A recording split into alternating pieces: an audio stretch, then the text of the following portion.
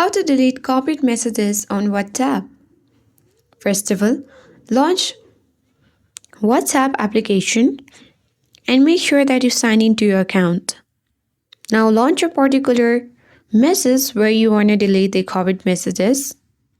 So simply long press on particular message of this chat and tap three dots at top right. Now tap on copy. So this message has already been copied to your clipboard. In order to delete, tap message box at bottom. Now tap four dots at bottom left on your keyboard. Here you will see variety of option. Tap clipboard and under recent you will get the copied message. Long press on that particular message and select delete. Now that particular item or message has already been deleted. So in this way you can easily delete copied messages on WhatsApp. I hope this guide was helpful. If it was, then do like, share, comment and don't forget to subscribe.